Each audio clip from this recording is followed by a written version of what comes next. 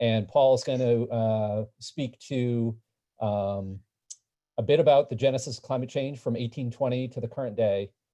And then importantly, talk about what can slow, stop, and ultimately repair damage to the earth from individual and community efforts. So really excited to have Paul, and thanks again, Paul. Thanks, Brad, and thank you, everybody.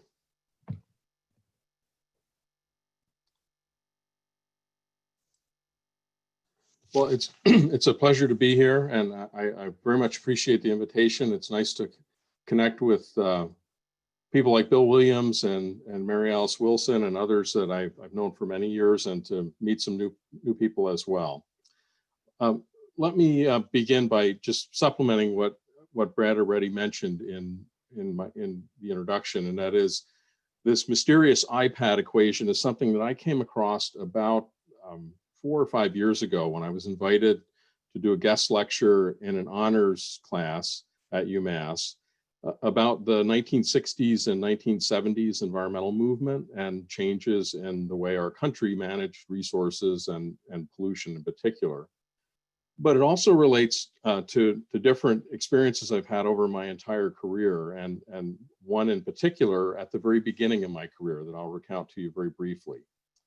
I spent 9 years as a faculty member at the Yale School of Forestry and Environmental Studies, which is where Bill Williams and I met. And I arrived there in August of 1988, 3 weeks after my wife and I both finished and defended our dissertations. I drove a Chevy Cavalier from St. Paul to the Hudson Valley with no air conditioning. I don't recommend doing that. We found a place to live. We found daycare for our 3-year-old daughter. My wife started a postdoc in molecular biology in the medical school. And about a week after the semester began, I found myself at a faculty lunch, which was a tradition of my new colleagues. And I was seated at the table with the author of my silviculture book as an undergraduate on my right, and the author of a 1965 monograph that I had just used about a year and a half earlier in an advanced doctoral course about environmental physics.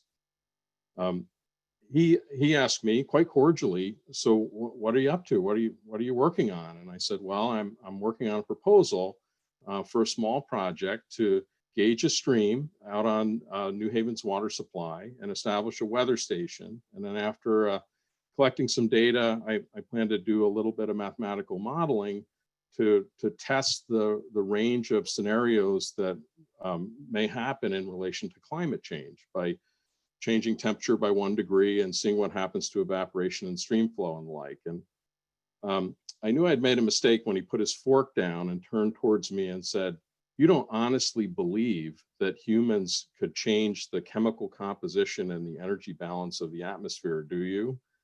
And I was reduced to sort of spitting and sputtering at that point. But I've been getting better prepared to answer that question ever since. About 15 years later, I was serving on a National Academy Committee that was constituted because Atlantic salmon had just been listed under the Endangered Species Act and caused a huge political controversy in Maine because the Endangered Species Act kicks in a recovery plan that requires people to do things that they obviously hadn't been doing to endanger the species in the first place. And our last meeting was at the newly opened Keck Center that some of you may have visited in Washington. It's a really impressive building, brought the 3 academies together under one roof for the first time ever, provides state-of-the-art conference space, and it was literally 9 months old when we had our first meeting.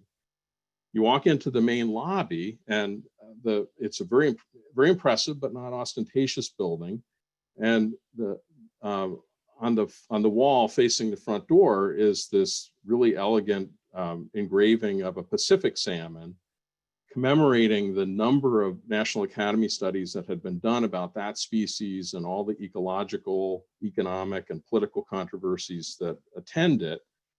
So I kind of swallowed hard as one of the more junior members on the committee to say, well, now we're looking at the sister species on the East Coast.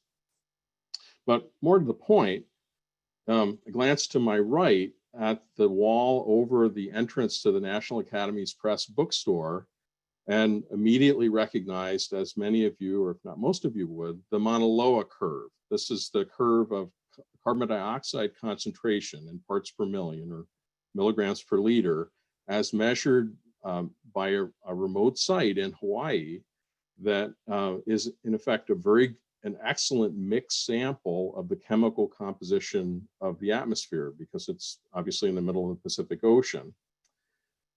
I had to refresh my memory about the molecular model above the Mauna Loa curve, but some of you may again recognize it as octane, the active or most volatile and important ingredient in gasoline.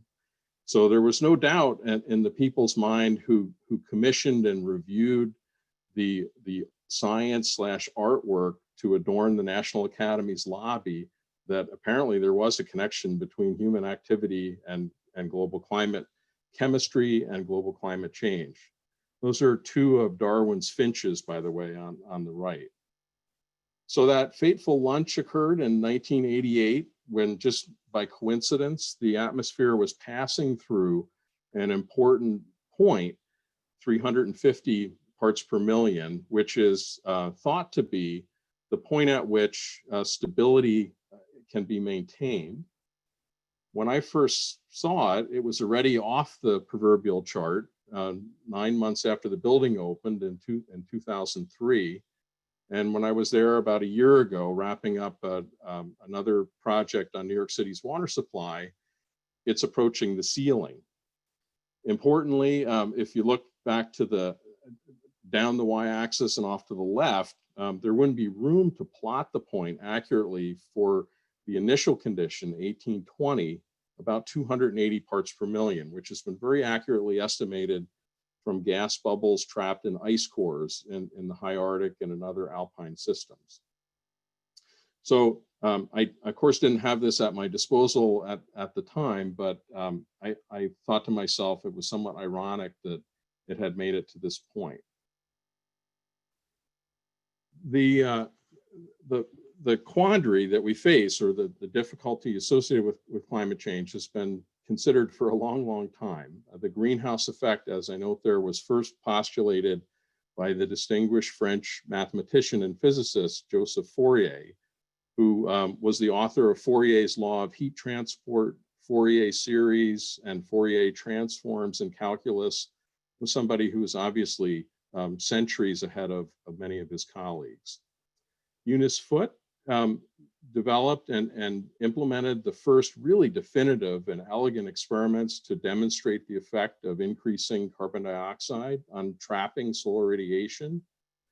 The first global circulation model was developed at Princeton in about 1960s, when there was finally enough computing power to solve the system of partial differential equations that would forecast the movement of energy and water around the globe. This was the original, really primitive prototype of the remarkably accurate hurricane forecasting models and the like that we see today. I had lunch in 1988, and the first IPCC report, the Intergovernmental Panel on Climate Change, was issued in 1990, where 1,100 scientists from all over the globe first documented and articulated the concern that we all now face on more or less a daily basis. There have been 6 IPCC reports to date. Each one of them has been vetted to a remarkable degree. They've, if anything, downplayed the rates of change and the risk associated to not further inflame political controversy. But as we know, many of them, or most of them, have been roundly ignored. And there's always somebody with a red tie and a big mouth who stands up in the audience and says, what if it's a big hoax? And what if we do all these things like energy independence and green jobs and clean water and healthy children, and we create a better world for nothing? So for my part, at this stage in my career, I just don't bother to go there. I don't think I want to dignify questions like that with an answer I'm more concerned about what I can do to contribute to the training of students and a broader understanding of the challenges we face and the opportunities that extend as well.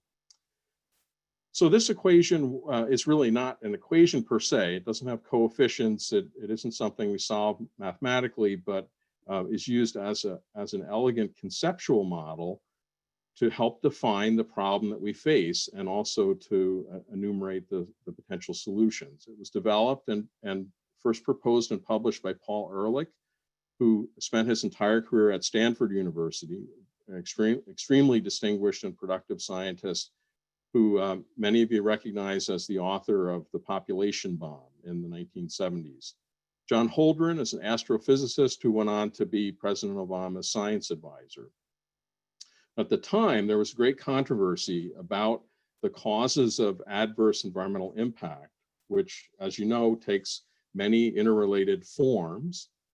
And there was an alternate school of thought that blamed it almost entirely on technology, not on population, not on affluence. And I'll define these terms a little bit more carefully. But before I do, it practically goes without saying that adverse environmental impacts, things that damage the earth and its systems, are the opposite or the obverse of conservation. They're the opposite of environmental stewardship. They're the opposite of what you're doing on nearly 900 acres in Northampton and in your daily lives. So population in Ehrlich and Holdren's mind really related to the number of consumers, and affluence broadly defined in what and how much they, which includes us, we consume.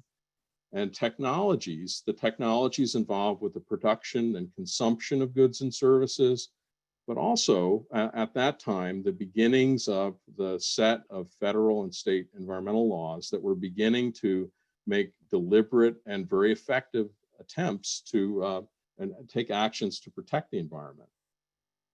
It's amazing to me and a hopeful sign, I think, in the future that our government was at once upon a time capable of writing things like the National Environmental Policy Act, that in its preamble says it shall be the national policy to avoid environmental impacts whenever possible, to prevent damages that occur from activities that are essential, to mitigate problems that are caused, and in the worst case, to clean up the mess, to restore systems and in their terms of their integrity and stability. So I'm going to walk through a little bit of data just to give you a feel for how this conceptual model reminds us of the daunting challenge that climate change and other environmental impacts present, not least because of this inexorable growth in population. I'm not an economist, so this is as close as I can come to some kind of a representation of affluence, and that's gross domestic product per capita or per person, and I've normalized them all to $1990. So you can see that people lived a fairly cashless, hand-to-mouth existence in 1820, and it's been growing exponentially ever since. And then for technology, I struggled a little bit until it occurred to me that the technology to focus on is the technology that united and linked all the others, railroads. And here's what happened to the growth of railroads shortly after the beginning of the Industrial Revolution in 1820, from 23 miles a decade later to a peak of almost a 250,000 miles. And this is just Class 1 railway, right around the beginning of World War II. The point of this exponential form of each of these equations and how Ehrlich and Holdren presented them as being multiplicative, not additive, is that when you take one curve that has a steep slope, multiply it by another, it shouldn't surprise us that environmental impact accrues at an alarming rate. But like many technologies, it started out in almost a Disney-esque fashion. It was even called riding the steam wagons. And the first set of operational locomotives were smaller than many of the pickup trucks that are on the road today.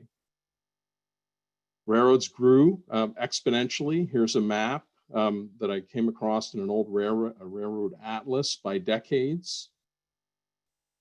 1870 marked a particularly important year.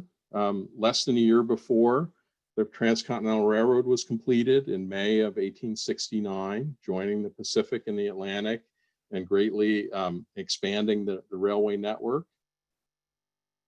And by that time, just a relatively short period, 30 years after the prototype technology, they look primitive, almost again cartoonish to us today, but these were powerful machines. This was a reproduction of the locomotive that brought Leland Stanford and the officers of the Central Pacific Railroad from San Francisco to Promontory Summit in Utah for it was called the last spike ceremony. So 30 years, and now 3.3 tons is a 130-ton machine. When you dig a little bit, you find out that that locomotive was built here at the Schenectady Locomotive Works, not far from us in New York State. And you also realize that at that time, coal-fired boilers and steam engines were the power behind the production, and that other manufacturing byproducts, air and water pollution, and energy production was subject to zero pollution control. So from here on out, anytime I show you an old lithograph or a painting of a factory, note the quantity of black smoke and know that it was uncontrolled, effluent into the atmosphere.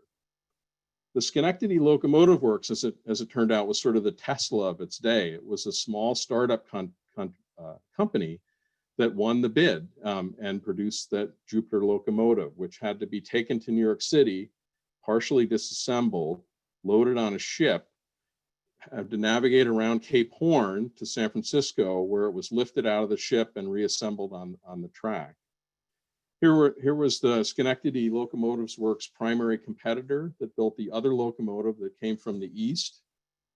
And they were both dwarfed by the size of the Baldwin Locomotive Works, the GM of its day. More black smoke. By 1890, one generation after the Golden Spike ceremony, this was the extent of the railway network. Think T in the IPAT equation. And now note that there are 5 transcontinental railroads and some of the familiar names of the major eastern railroads, which dwarf those railways in size. The Trans-Canada Railway had been completed in 1885. And the Schenectady Locomotive Works now was a preeminent company. It had grown to this American locomotive company. The original buildings are in there someplace, shrouded by all that black smoke. And they were producing 700 to 1,000 locomotives a year. By 1940, it was the undisputed leader in the production of railway equipment. There's less black smoke here because the electricity that powered this plant was now being produced off-site. The smokestacks are getting rid of industrial fumes, and some of them are 300 or 400 feet high to inject it high enough into the atmosphere that it didn't cause localized pollution and complaints. And by this time, this company was building the largest steam locomotive that had ever been designed and built to deal with labor shortages and the particular challenges presented by mobilization for World War II. This is really 2 locomotives in one with an articulated joint in the center of the chassis. It weighed a measly 1.2 million pounds, 600 tons. They produced 25 of these for the Union Pacific Railway. So I wish I had this picture in 1988 at that fateful lunch when my senior colleague asked me, did I really believe that human activity could change the chemical composition and the energy balance of the atmosphere? Well, apparently so. That one machine burned 11 tons of coal per hour, 22,000 pounds of coal to pull a train 50 or 60 miles. There were 25 of these locomotives. Throw in the passenger locomotives and Union Pacific's other freight locomotives and subtract the ones that were in the roundhouse, there's 150. Add the other railways and you can multiply that number by 20 and know that those trains were operating 24 hours a day all over the United States and all over the rest of the world at that point. And they weren't just out there for joyriding, they were out there to move the raw materials and the goods and the people and the produce of a society and an economy that was industrializing at a remarkable rate.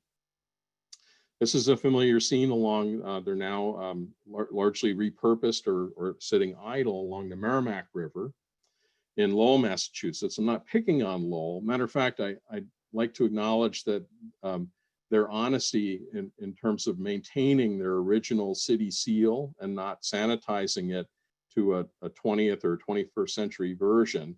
Note the cornucopia represented as the produce of that black smoke and all the other components of a stable community, as it was understood at the time. We should also acknowledge that in these factories, generating all that black smoke, discharging untreated effluent of all quantities into that waterway, which, by the way, used to accommodate Atlantic salmon, also had a workforce. Not every factory, but many factories had a workforce that looked like this. Children as young as 8 years old were documented as being full-time workers in textile mills and in factories and manufacturing facilities of all types all over the country by Lewis Hine, who was a dedicated social worker and reformer, and also a remarkably gifted photographer, who, when he took this photograph, he asked the foreman, the guy leaning on the machine on the right-hand side of the photograph, does she work here? And he said, no, she's here to visit her sister, with a bobbin in her pocket and no shoes on her feet. When I asked students, how long do you think it took after Lewis Hine's photographs, all 2,200 of them were made public, for our country to change its ways and to make child labor illegal, they're disappointed, and I am too, and I know you would be as well, to see how slowly the wheels of democracy finally change. But we also realize that economic and social censure had brought about a major change in child labor. So by the time it was finally outlawed in 1938, it already was functionally non-existent for 10 or 15 years. And that's something for us to think about in relation to environmental progress as well. That, in other words, change starts from the bottom up. So after that grim tale, and I guess I want to, with this image in front of you, help remind ourselves that if a mill owner was willing to subject children to these kinds of conditions, how much do you think they cared about the environment at the time? Less than zero. So it's time to change the construction of the equation by considering, and as the title noted, adding two terms, adding a conservation term and a green technology term. I don't want to get too carried away with the alliteration and the rhyming here, but relative to global climate change and its mitigation, the first form of conservation needs to be relative to carbon and greenhouse gases, more attention to the common good and collaborative approaches, and furthermore, to ecological integrity broadly writ, to biological diversity, and all the things that evidence a for the earth mentality. Similarly, we need to split that technology term into two. A gray technology, the polluting technologies that in some cases are frankly unavoidable, and a green technology term that starts as a forester, in my book, with the original green technology, trees, and all that they can do, but quickly advances to things like utility scale renewables, wind and solar, at a scale that matters in displacing fossil fuels, a for the future mentality, if you will. And change is possible. We have the engineering acumen and the technological advantages to do things. And somewhat ironically, I found it illustrated by the locomotive that I used to illustrate the other side of the same coin. The Union Pacific restored one of these big boy locomotives to celebrate the 150th anniversary of the Transcontinental Railway. And the notable difference between the two pictures is that when they did so, they refit the engine to burn ultra low sulfur diesel and added emissions controls onto it. It's still burning and fossil fuel and producing CO2 and other combustion byproducts, but the difference is plainly evident. So it really illustrates quite profoundly the kind of choice between the gray technologies and the green technologies. A 1.2 million pound locomotive can't be driven by solar panels on the top of the railroad cars, but maybe we can revisit how technologies are conceived overall. So at this point, before I introduce Helen Hoover to you, I'd like to pause for a moment and invite any questions you might have about the equation and its construction before I move on to showing you some historical precedents for success, and then moving on to the kind of personal involvement that we might each have. Great, thank you, Paul. And I will moderate. And if I can just remind folks of the process, if you want to ask a question, please unmute. I will see, hopefully, that you have unmuted. If more than one person at a time unmutes, I will write down all the names so I can call on you when the first person finishes their question. I'll move to the second. I am not seeing anyone unmute at this time. Going once, going twice. So I think, Paul, keep going, please. Thank you. Oh, okay, thank you. Helen Hoover, I became acquainted with her work when I was a graduate student at the University of Minnesota. And she's largely considered to be a regional author, which is sort of a shame because, like many regional authors, she had some very profound things to say. She was a metallurgist who worked in Chicago, and her husband was an art director for a textbook company, and they lived very modestly. And once a year, they treated themselves to a 10-day vacation on Gunflint Lake up in northern Minnesota on the international border, right up in the arrowhead of Minnesota, if you can visualize that. She had no training whatsoever in biology. The field of ecology was just coming into its own, but she was a remarkably intelligent woman and a keen observer of nature around her. And she went on to write 4 books about what she learned and their experiences. And I'd like to read a quote, first of all, for its content in its own right, but also to access a metaphor that she calls out in her writing. And this is writing about the changes in the forest that they observed over many, many years. The details of such interlinked changes are endless, and there is no change that does not affect everything else. It is normal for natural balances to swing back and forth, like the pans of an old-time scale, one dipping and then the other, with changes in the weights that they bear. The earth in its life is not static, and man is only one among its many life forms, none of which is valueless to the whole. To us, the efforts of man to quote, conquer nature and so prove himself greater than the unity of which he is a part, or superior to the forces that created him, seem not only dangerous and presumptuous, but silly and stupid. Tell him, Helen. So I'm going to really quickly move us through this iPad equation in kind of symbolic form to get to a point where we consider what we could do at the societal level or the international from the top level, from the top down, and from the individual household and community level from the bottom up. As I note there in the column heading, I'm using the font size as a rough surrogate for the absolute size of the terms, just as a bit of a visual cue, showing environmental impact growing as population grows, as affluence grew, and as the gray technologies demanded by the people and behind the affluence grew as well. You can see what's happening to population over that first century. We have been trying, and this begins with the conservation movement in the late 1800s and early 1900s that came most prominently into view during Theodore Roosevelt's presidency in the early 1900s, ending in 1910. So I've added those two terms. I've subtracted them from the deficit, if you will, the conservation term and some rudimentary pollution controls that are buying down the effect of the adverse impacts caused by population, affluence, and gray technologies.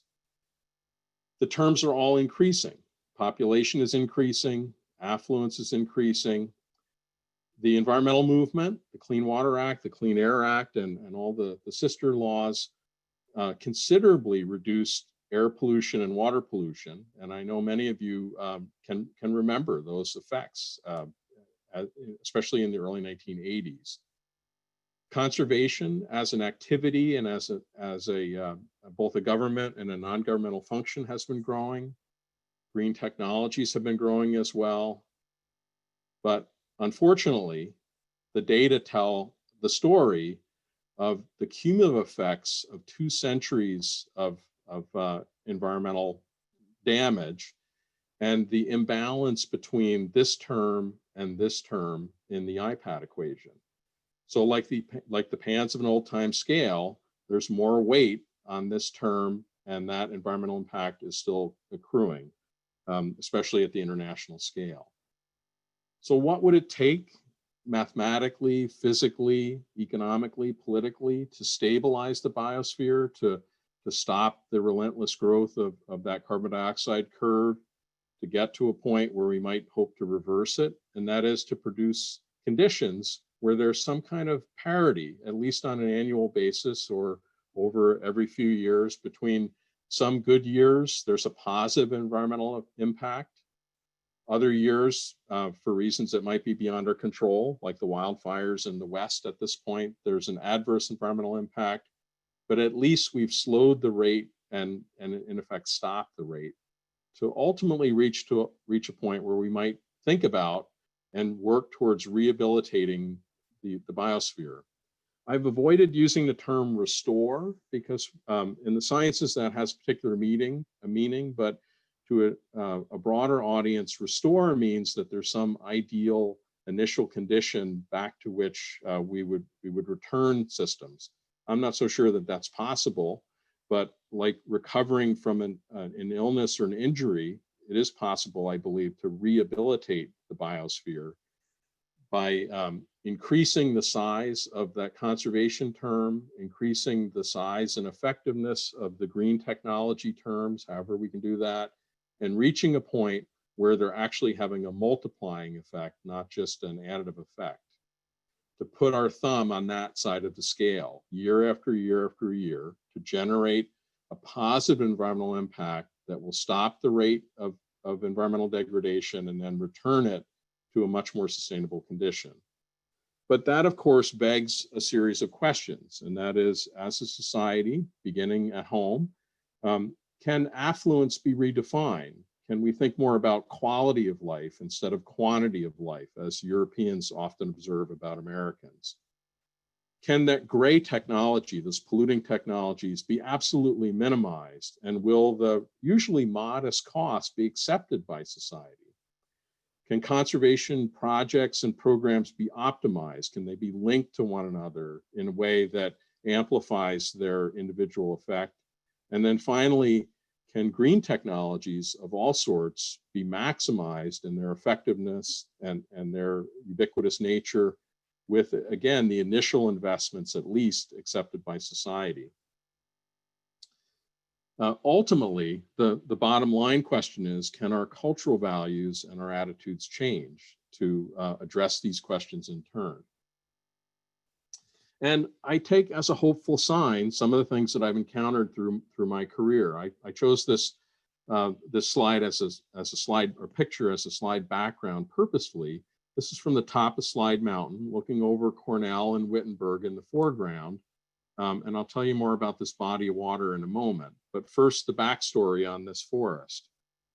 Between 1820 and 1870, about 700,000 acres of this 1 million acre region was clear cut and left to rot because the only thing the tanneries needed was the hemlock bark. Sawmills and furniture factories and all the other activities that I've listed there further limited or further damaged the environment to a point that New York City, which was becoming quite desperate for water, when they sent surveyors and engineers to the region, they wrote back that it was, quote, polluted beyond recovery. In 1885, the Catskill Forest Preserve was established with a 34,000 acres set aside in a 1 million acre region. And I only recently found out the original source of that. The Adirondack Forest Preserve was what was on the docket in the New York State Legislature because people were afraid that what happened in the Catskills, 94% of the area being damaged, was going to be repeated in the Adirondack Forest, in the Adirondack Park. A county legislator in Ulster County in New York saw the opportunity to glom the Catskill lands that Ulster County owned onto the Forest Preserve bill to avoid paying property taxes, as counties did at the time, to New York State. So it was the most cynical of reasons for the Catskill Forest Preserve to be established. But it was not lost on the local people and on people in New York City, such that in 1894, after a number of political and legal challenges to repeal both the Catskill and the Adirondack Forest Preserve, it was forever enshrined as forever wild in the New York State Constitution. The trees were growing back in the meantime, and they came to the rescue just in time. New York City was absolutely desperate for water at this point and had completely outstripped the capacity of what's now called the East of Hudson system, and gained, because of the majority that New York City now held in the New York State Legislature, they voted themselves this Public Water Supply Act to enable the construction of the Ashokan Reservoir, that body of water off in the distance from Slide Mountain. And they did it in record time, in 5 years. And this reservoir was built with dump carts and mules, and about 10,000 laborers. It had to be expanded later in the 1940s, 50s, and 60s to further increase the size of New York City water supply. And now this reservoir and the Delaware system supply 90% of the water used by 9.5 million people in the New York City metropolitan area. And here's how people responded with their votes and with their wallets as they saw this opportunity take shape, as they saw an opportunity to reverse the damage that had been done. The original ballot initiative barely passed with a 56% plurality. It was about the same when a bond issue was offered in 1916 to buy land to expand the size of the Catskill Forest Preserve. But given changes in cultural values and attitudes by the 1960s and the early 1970s, these were the pluralities that those land and conservation purchases enjoyed. And it increased the size of the Catskill Forest Preserve from a paltry 34,000 acres to nearly 300,000 acres. That is the nucleus of the natural infrastructure, the green infrastructure that sustains New York City's water supply. The net financial effect of this was saving New York City literally billions of dollars. New York City invests about $100 million a year to protect watersheds, their watershed, from non-point source pollution of all types. They would be spending $300 to $500 million a year in annual operating costs for a water treatment plant of sufficient size, and at least $20 billion to build it in the first place. So this is a bargain by any measure. Here's another example of a national success that may be familiar to some of you. The Dust Bowl that precipitated and amplified the Great Depression had been taking shape since the early 1920s. And Hugh Hammond Bennett, who was the first leader of the Soil Conservation Service, had been pleading with Congress for more than a decade to do something about wind erosion and water pollution in the West. And only until a dust cloud reached Washington, D.C. and New York City and blew 300 miles out into the Atlantic did he finally get their attention. And then they heard about it a little bit less than a month later during a time that, as is noted here, was called Black Sunday, which happened to fall on Palm Sunday. So there was something eerie, I suppose, about sitting in the pews that Sunday and hearing the gospel read, the Passion, about the crucifixion, especially when at the same time the sky went black over the church that you were residing in. People spoke. They had already elected Franklin Delano Roosevelt to lead the country into a new era. And that's a photograph I took of the Lincoln Memorial just less than a year ago. Again, many of you are familiar with this awful conservation example. of the terrible price of fashion, of this form of affluence from late 1800s to early 1900s, when it was finally outlawed. Plume hunters were shooting egrets and other nesting birds on their nests to supply the millinery trade.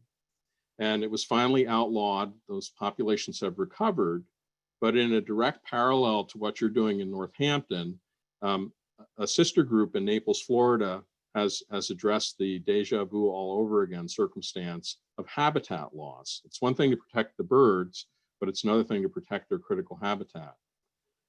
Enter increasing population, demand for retirement homes and air conditioning, and the mangrove swamps and the extraordinarily high value habitat that egrets and other nesting birds had occupied was at imminent risk of development until a community group bought it and has kept expanding it ever since, and said no thank you to federal and other help that wasn't forthcoming when it was really needed.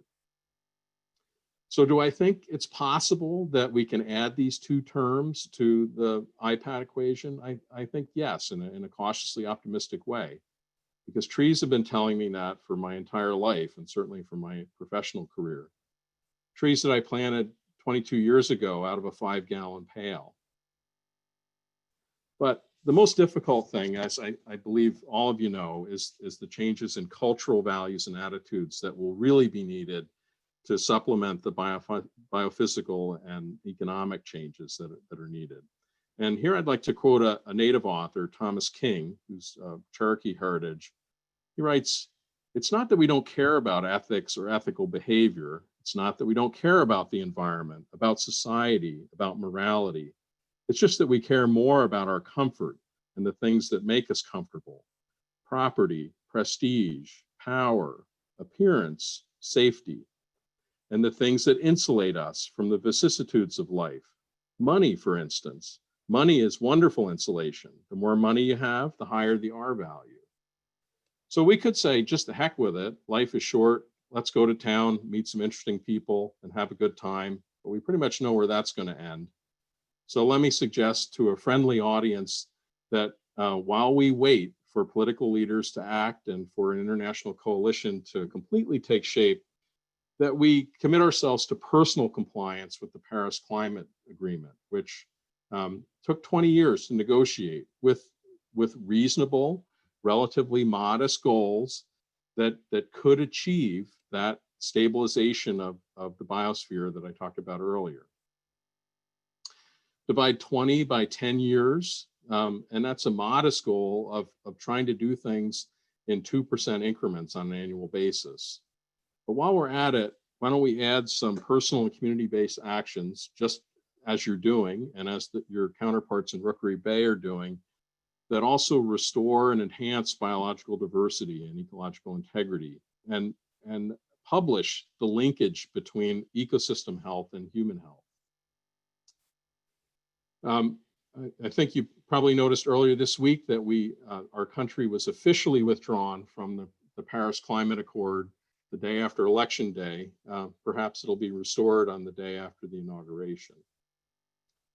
So just before I list off some of the things that my wife and I do and my children do, I think to some extent, to make our personal contribution to this cause, I'd like to talk about this example momentarily and then address the semantics of environmental stewardship and conservation. This is a tobacco barn not far from our house on a dairy farm. And that rather unusual roof is the result of a Yankee farmer saying, "The roof is leaking. I know where that's ending, but I can't afford a new roof unless I strike a deal with a roofer to use the end lots from roofing jobs all over town that have already been paid for, to take them off his hands before they go to the landfill, pay the labor costs and a 10% profit for getting this enormous roof done on the roofer's schedule so he can meet payroll during slow times of the year." And it's actually kind of cool looking. But it calls to mind a word that's fallen out of fashion, and that is the word frugal, which used to be thought of, at least in our forebears' generation, as a sterling virtue. When somebody was thrifty, when they were provident, when they were creative, when they were sensible, when they were thankful for what they had and not grasping for more. But I think, as you know, the current usage, frugal is synonymous with cheap. And I'd like to challenge that popular usage. So let me run through a few examples. Energy conservation. The first three are fairly obvious, but these advanced technologies, passive convection and solar advection, have kind of fallen out of use. But I'd like to recommend them to you as something to return to. Tumble the clothes for a few minutes to get the wrinkles out and then hang them up and let them dry. Driving is one of the principal ways that we influence the environment. And vehicle maintenance is one of the most straightforward things we can do to maximize fuel economy. Proper inflation, keeping the engine tuned and clean, using the right kind of fuel and additives and the like. Thinking ahead about when we drive and how we drive, emulating the Postal Service and United Parcel Service that always drive a circular route. And then keeping a vehicle for as long as reasonably possible. Let me give you an example. Wait, what? This guy is lecturing us about environmental stewardship, and he drove a truck for nearly 250,000 miles that got 22 miles per gallon. Let me explain. I mentioned my wife doing a postdoc. Well, she went on to spend her career as a drug discovery in neuroscience, working on Alzheimer's and multiple sclerosis in Wallingford, Connecticut, which means with a two-profession marriage, with jobs that are 60 miles apart, we live in the middle in Connecticut. And I drove this truck for 10 years because I was doing a lot of field work at the time. I was working on our house and doing other things, and I thought I needed it, but I always chafed at the amount of fuel that it used, not least for the cost that it led to. I passed it along to our son when he was in high school and a few years in college, and then I've kept it until very recently as more or less a farm truck of a few hundred miles a year. And in case you're wondering, here's what happened in the intervening 20 years. I miss my truck, I really do. I miss using the tailgate as a workbench. I miss just being able to throw stuff in the back and hose it out later. But it was time. You could push a screwdriver through the frame. The heater hadn't worked in about 14 years. And to stop, you needed to plan ahead and downshift and use the parking brakes. So I thought it was time to donate it to public radio. And from what I saw the receipt, it ended up going to the crusher and a Viking funeral and the smelter, but I did the best I could. For another 10 years, I drove a Honda Civic, which got appreciably better gas mileage, 35 miles to a gallon. And I wasn't doing as much field work then, but I was looking after elderly parents over in the Hudson Valley and driving more regionally for work, doing the best I could within our household budget to minimize energy costs. Again, one of our kids drove this for a little while. My sister-in-law gave her car to her daughter when she moved to Manhattan for a new job, and then subsequently changed jobs and needed a car again. So we gave her this fine piece of machinery. And before I did, if you're wondering about the hood, I did a little custom paint job on it, a can of primer and 2 cans of touch-up paint, because to have the hood, which was badly chipped from being behind a gravel truck, repainted would cost $1,000, which wasn't going to happen. And then I bought this, just kidding. I bought this, a little Subaru and a 1/4-ton trailer that basically fulfills the function of a pickup truck the 8, 10, 12 times a year when I really need one. And I found that if I drive it really carefully, I can do much better than the EPA highway rating and routinely get 36 to 37 miles per gallon. We installed a residential solar system on our house a number of years ago, and the carbon credits we built up in terms of mileage are up in the 60,000 mile range. And we also have the good fortune of owning a woodlot, which is fixing carbon at the rate of about a ton per acre per year. So back to frugality and fixing things, choosing durable products to begin with. My father-in-law used to say, it's already broken, you might as well try to fix it. So I threw in a muffler repair to my sister-in-law's package. The muffler had some cracks in it, was pretty loud. I wasn't going to spend $300 on a new exhaust system. And it turned out that this $12 tape for a stovepipe worked just fine. And even if you've never tried before, I want to encourage you to think about taking a little bit of time and generating the satisfaction associated with making old things new again. You don't have to be flashy with this frugality in business. You can be more understated. If you don't like calling it frugality, you can call it mindfulness, but give it a try if you haven't already. Another thing we all can do is abhor food waste, another kind of uncouth sounding word. Instead of just avoid or minimize, I think we should abhor food waste because of the awful statistic attributed to Americans of not consuming 40% of the food that's produced in this country. If you monitor the waste generated at your household level and convert waste into a resource by composting it,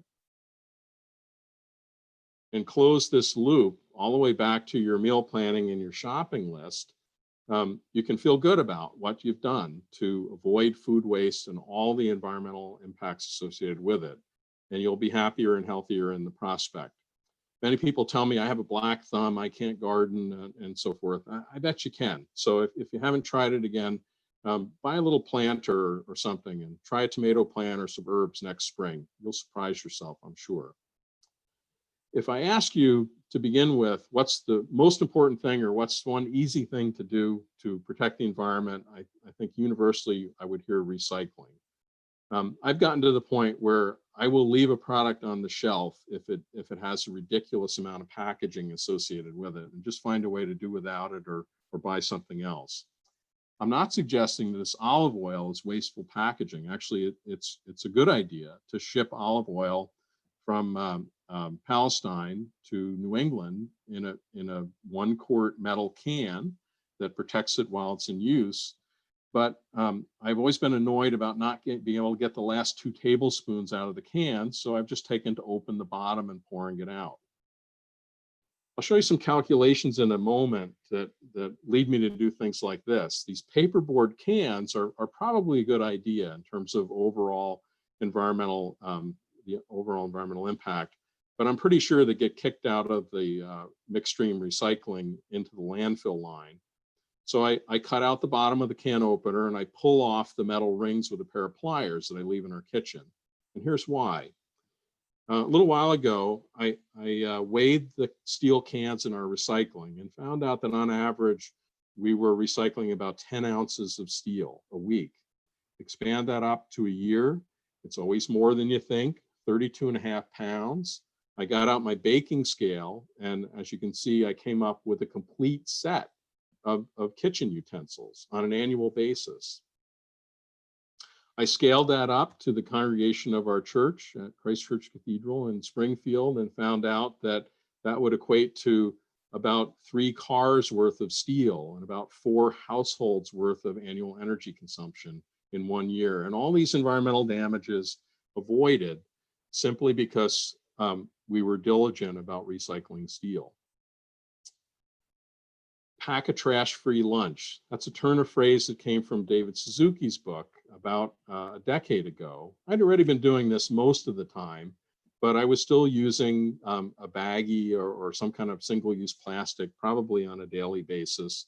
And I've stopped that once and for all lately and have been better off for it. And oh, by the way, bring the trimmings and the peels home for your compost bin. This is my favorite example of all, cereal bags, because it came from a student, which is always hopeful. And moreover, it came from an example she drew from her grandmother.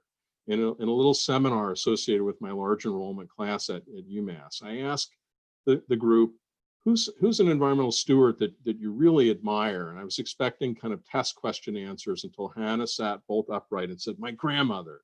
She has a huge garden. She cans, she freezes, she fixes things, and she uses cereal bags. She washes them out and reuses them. She will not buy a plastic bag. And right then and there, I knew my packaging problem for my baking hobby had been solved once and for all. Here's Hannah about a year and a half later up north in a pre-winter camp with David and Anna Bosom and Lawrence Capsicet in her characteristic pose, right at the front of the class with a hint of a smile on her face and taking in everything she could.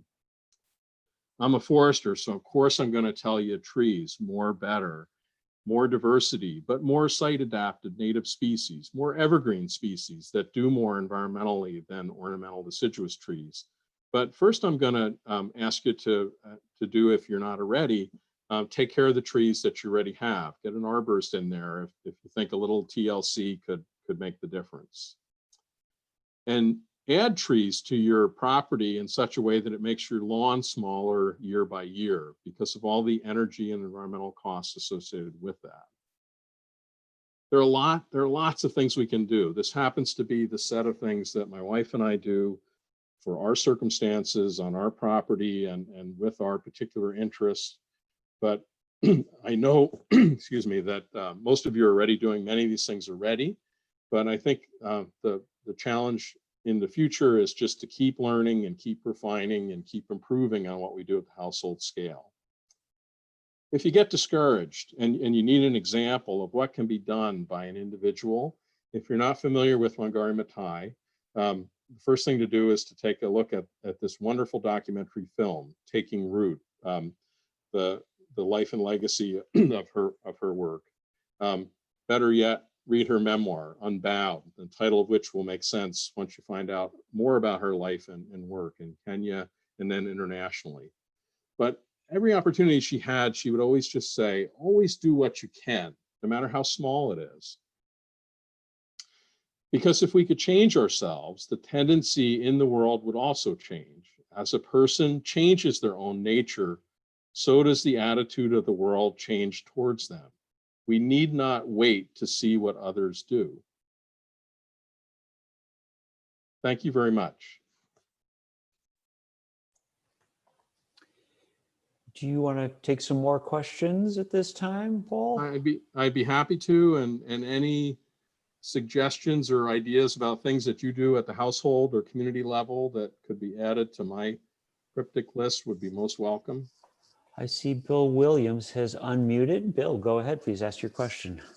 Okay, Paul, thank you so much for a sobering and enlightening presentation. I have a couple of questions. One is, what do you feel is the tipping point for CO2 levels? Have we already exceeded that, or is there a possibility we can go back and lower it eventually over the long term?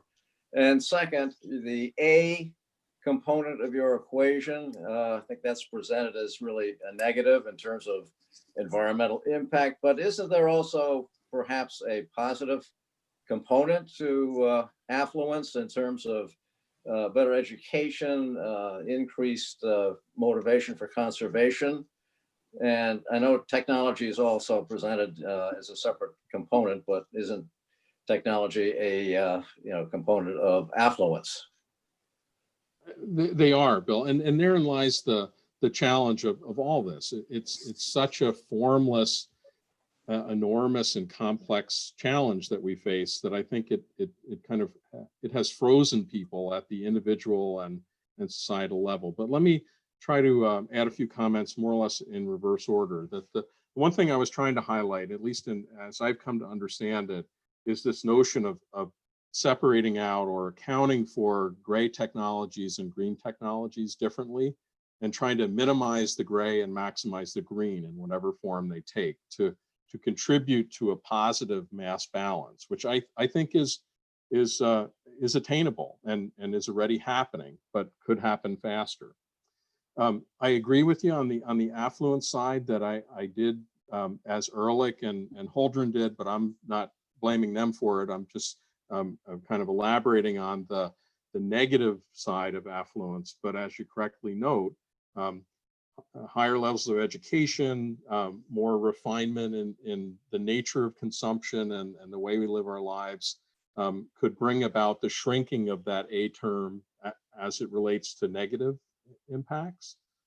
And then with respect to the tipping point notion, there's been some writers just recently. I'm blanking on her name right now. She's a journalist who interviews scientists and travels all over the world. But she said, you know, a tipping point isn't one directional.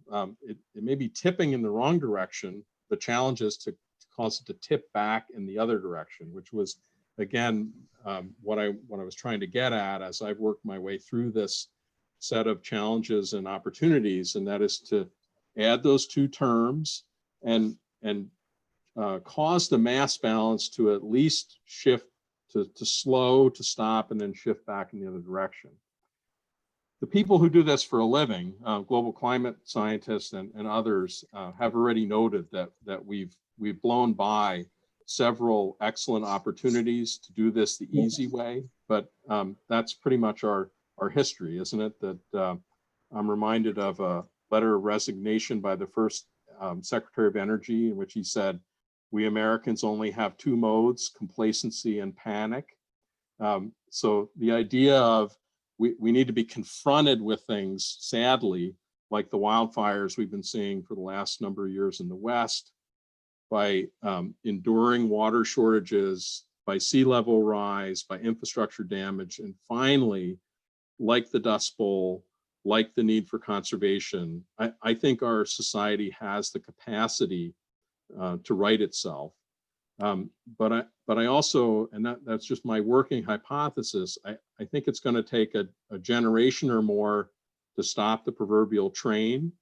And then with the encouragement of that success, another several generations to undo 2.5 centuries of environmental impact.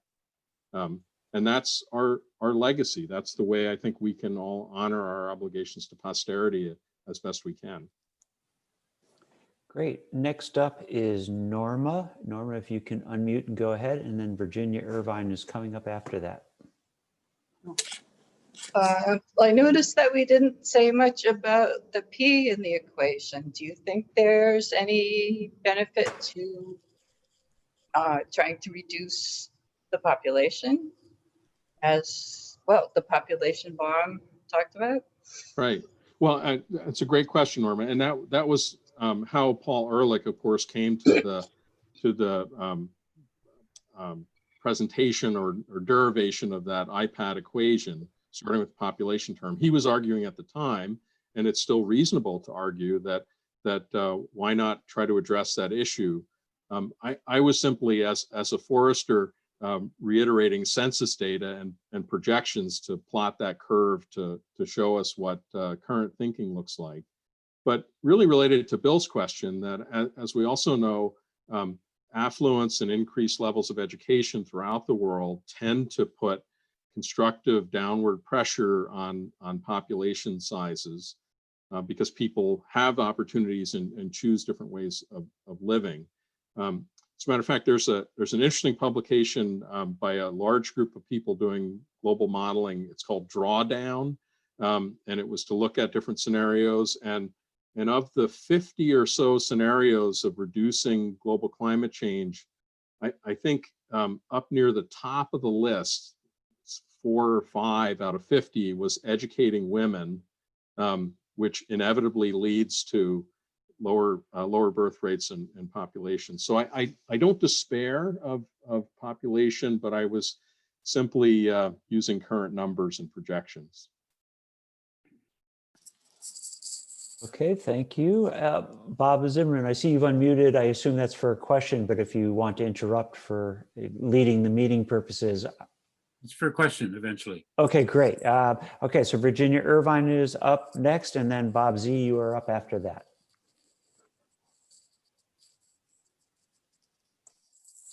Oh, you're muted, Virginia. Yeah, Virginia, please unmute first and then go ahead. It's actually Dale Labonte with Virginia. The concern I have is that many people are doing the individual acts of composting, of reducing waste, of trying in every way possible to be as good citizens of the planet as we can be. And the problem is the systemic issues that lie between the individual and the larger system. And one of the things that we've been trying to do here at Lathrop is to work with our landscaper to reduce the amount of lawn here and to go to organic systems and to, in various ways, influence their practice. And they say that they are hearing this from other clients of theirs. And that's the piece that I'm interested in, is ramping up beyond the level of the individual to a more systemic level. I agree, Dale, and I applaud that kind of effort, because that's exactly what I was, and I may have failed to do so, trying to communicate that I've at as much a personal and professional level, I'm literally acting on that I'm doing what I can mantra of Wangari Maathai. And I'm hearing and I'm expecting that a group like this is already doing what they can, and they might be able to make modest increases or refinements. But that, as you said, only goes so far. But it does become the starting point for the changes in the way that you described, and it ultimately becomes the proof of principle, the success stories, the case studies that are used to change environmental regulations, to change building codes, to change ordinances, to change the things that matter at a broader level. But I wish it was more efficient. I wish it could happen faster for the sake of my children and grandchildren and other descendants whom I will never meet. But my reading of the history recently is that the only thing to do is start and try to bang as many pots and pans together as we can. Thank you. Okay, I'm going to mute Virginia, and Bob Zimmerman, you are up, and then after you is Brad. If we take CO2 release and as a metric of environmental damage, when you look at the at the two green terms, what would you say the ratio of benefit was between household conservation measures, like the ones you've told us about, and technological changes like switching to solar power from gas-fired plants or coal-fired plants or whatever? Is household term, conservation term significant? Well, I'm afraid not, Bob. And I think that this relates to Bill's point in question and Dale's point a moment ago. I think it as a practical matter, in the mass balance, it might be vanishingly small or very expensive to measure. It might just prove to be symbolic, but I think it's the basis of support for movements towards community solar, for communities not fighting back solar farms on old landfills for some dubious purposes. It's the way conservation, in my reading of environmental history, has unfolded before. Individuals charting a new path. But you're exactly right that in terms of magnitude and positive impact, it really is as simple as retiring fossil fuel and replacing it with bona fide renewables, and doing things like that until they start to have that compounding effect. And while we're on the mass balance and the chemistry too, there's much attention paid to carbon, of course, but I think, again, as most of you realize, there are other much more potent greenhouse gases, methane, CFCs, other things like that are really low-hanging fruit. If you change, if you don't flare methane off natural gas wells and things like that, or wherever its sources are, that's just one conspicuous example. Those are easy wins in terms of restoring the mass balance. The chemicals that again, Dale alluded to those in terms of just in landscaping, which is relatively benign compared to lots of other things, that destabilizing effect of the tens of thousands of synthetic chemicals that are released into the environment, if they can just be brought under common sense kind of tertiary control instead of the secondary level we are now, there are many benefits of that as ecosystems recover. Thanks. And Paul, I don't know if this is a good moment to end your screen sharing so folks can go back to whatever view of all the participants they want to look at. If you think you want to yeah. refer back to a slide, then Sorry. by all means, Yep. keep your screen share up. And I will remove this spotlight just so we can all see each other as we ask questions. Next up is Brad. Brad, please go ahead, unmute. Or you're actually unmuted already. Go ahead and ask your question, please. Paul, so I was wondering, given that the new reality that we're in currently, right, with the pandemic, how we can take this opportunity to really try to shift a paradigm as far as, you know, a lot of us are working from home, so we're not commuting as much. And the way that we see kind of what we need in the world has changed, right?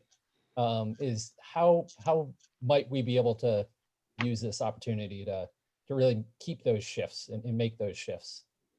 Well, I think it's what your question suggests, Brad, is to look at the world more, or look at our daily life, our business life, our personal life, and with new eyes towards permanent changes or substantive changes and the kinds of things that have been producing unnecessary environmental impact. And I'm hopeful that that will be part of the addressing the pandemic. I think it'll be a relatively minor part, but it may happen organically.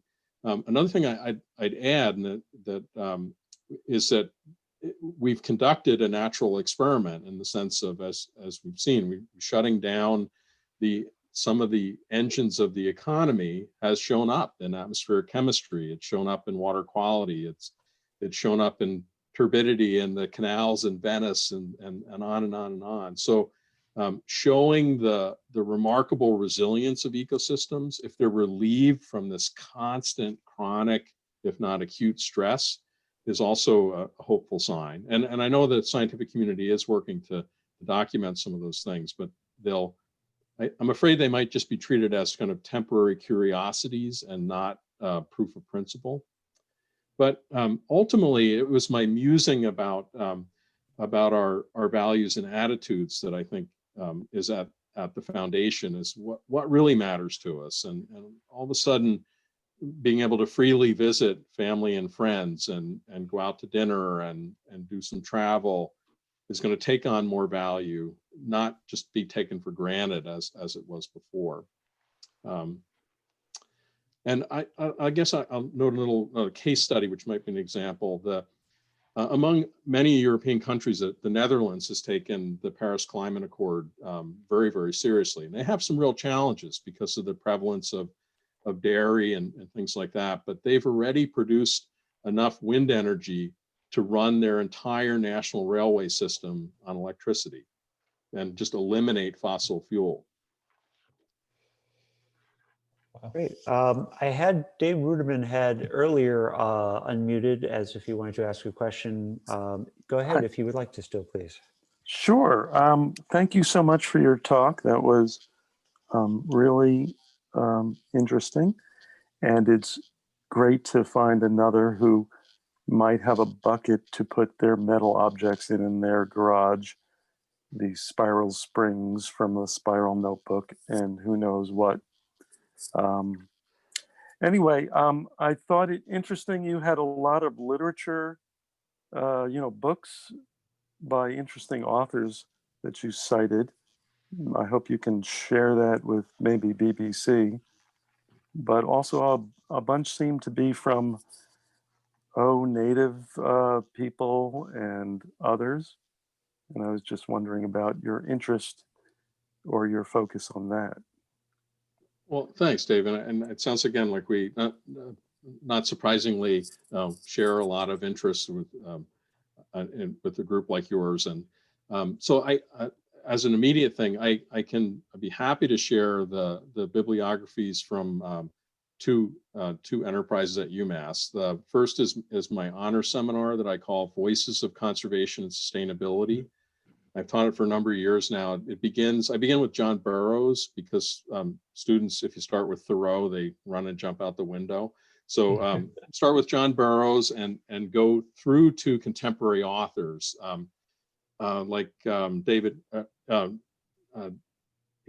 David Elgin and Joanna Macy and several other people who are writing about the our current situation and a timeline along the line.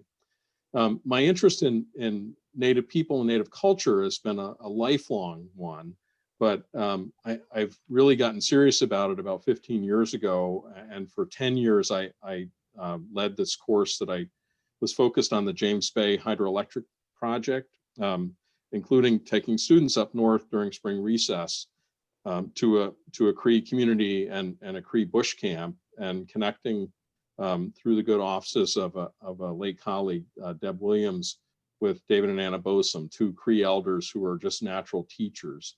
And it's allowed me and my students to it really relates to Brad's question, to look at the world in a different way, to think about our values and attitudes and what really matters.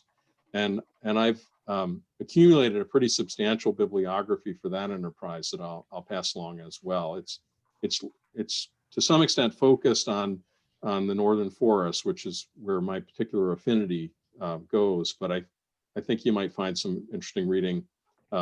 Thomas King, in particularly, he writes some very provocative and interesting literature, to say the least. Great, thank you. Ben Roth is up next. Please go ahead. Yeah, hi. My first name is actually Barry, but Ben's my middle name. So anyways, there's a couple of things I just wanted to, for cross-fertilization purposes, point out. There are organizations that are very active in trying to do something about population. And this is a book I received from one of those organizations. And one of the things they found to be most helpful in curtailing population growth is getting TV shows produced, which idealize smaller families. So I just want to put that cricket out there. And also, if some organizations were to start to award films, TV shows, movies that create a greater awareness in, could be a detective show, a Western, a comedy show. But if you started to award those shows for raising consciousness of the environment in different ways, it might be a way to, at some point, have an effect. And just, you kind of made the point that as women get educated, they tend to have smaller families.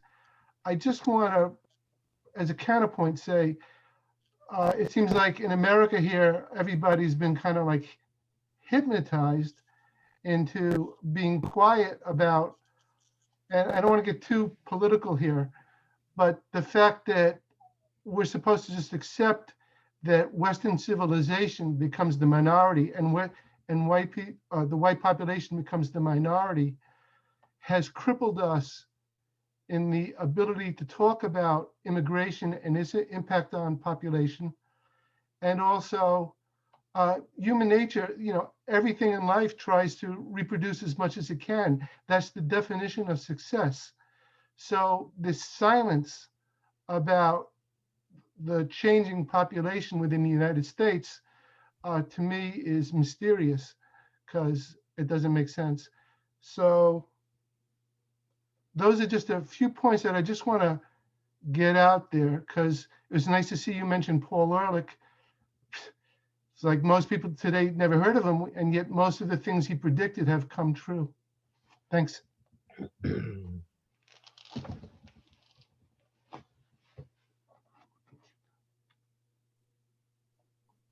Thank you very much for those comments, and they're excellent points, well made. I just, as I mentioned before, ultimately I'm a forester, starting from that kind of ecological and historical frame of reference, and and the area that I felt least qualified to treat on is the population side. So I was just using that as much of a placeholder as anything else. But I get it. but I agree with them. Yeah. Thank Pardon you. me? Thank you. But I get it. In academia, it's particularly hard to touch on anything like that. Great. Thank you. Thanks, Rick. Next up is Dave Pritchard. Please go ahead, Dave. Okay. Paul, this is a question to you as a forester. We're so very aware from reading the news every day about huge Western fires destroying large amounts of acreage, and even more so development in the Amazon and development in tropical rainforests and so forth. But we live in a place, New England, that went through a huge deforestation and has certainly been reforested. I'm sure it's not the same as it was, but the question would be, what are the possibilities in places that are experiencing so much deforestation? Can they be regenerated to living forests that play the role that they used to? Well, let me begin by suggesting one thing, David. I think it's useful to set, even though they look the same, in effect, the Amazon and the American West aside, or keep them apart in the sense that what's driving the deforestation in the Amazon is just straight up conversion to other uses, to palm oil, to bananas, to grazing, to things like that. And they're primarily economic and political drivers, not so much ecological or historical. In the West, I think, as many of you appreciate at this point, is that what we're seeing, sadly, is the legacy effect of the all-out war on fire that started in 1910, and that is controlling low-intensity fires, which is something that can be done, getting even better at that, and controlling intermediate intensity fires, building up fuel loads that have such tremendous amount of energy that no amount of intervention can control them, and then ending up with these moonscape high-intensity fires, which are very, very challenging. It won't be, we won't get the free pass that our society got in New England, in a well-watered ecosystem with moderate topography and native seed sources. That what will be required in the West, there'll be some natural regeneration, but will be civilian conservation corps type programs of that scale, of nursery production and replanting and erosion control, and literally a hands-on approach. And there are organizations trying to take that path. American Forest is the one that immediately comes to mind, with their constant fundraising and tree planting campaign. The Forest Service itself and state forestry agencies are doing it. But one of the things that I've worked on, at least indirectly, is that water utilities are ready customers for this approach, in the sense that if you can reforest those sites and protect or restore water quality and stream flow regimes, they're all over that because of the cost effectiveness alone. So, for example, the city of Denver now has a portion of your water rate goes to wildfire restoration, fuel load reduction, invasive species control, that kind of forest management, that kind of proactive forest management. But what the scale of the fires and their intensity that we've seen will lead to a decade or 2 decades if it was a flat out effort like in the 1930s. And I'm not sure that our society is willing to support that again, but that's my estimate of what it would take. Great. At this time, no one else has unmuted. If you want to ask a question, again, please unmute yourself. I'll hopefully see you pop up in my list. We'll give it a few seconds. I'm going to go ahead and mute Dave Pritchard. Going once, going twice. Looks like that may be all the questions for today. Bob Z, I don't know if you want to jump in. You are, there you go. Yeah, good time for me to jump in. Paul, thank you so much for a really fascinating talk, but also very thought-provoking talk. And even though my question might have expressed some skepticism about the magnitude of what one can do at a household level as compared to a much more organized level, I agree that it's tremendously important for all of us to be thinking about this at the household level, because that will eventually direct us to the bigger measures that we can take, I think, which I think is what you're telling us. It's trickle up environmentalism is what I'm pushing. Right. Oh, thanks so much for joining us. And thank you very much too for allowing us to put a recording of your talk on the BBC website. And if there's anybody that you want to direct to that site, please feel free to do that. Thanks, Bob. And thank you very much, everyone, for your interest, and I'll forward along those bibliographies that I mentioned, and please feel free to distribute those widely. And my email will be on the course syllabi, so I'd be happy to be in touch with any of you one-on-one for book recommendations or common interest, or your input to the kind of arm waving that I was doing earlier as well. Would be most welcome. Thank you. Great, thank you. And thanks too to Michael Keston for managing the Zoom presentation very expertly. Really appreciate it, Michael. My pleasure. Thank you. That's very kind of you. So good night, everybody.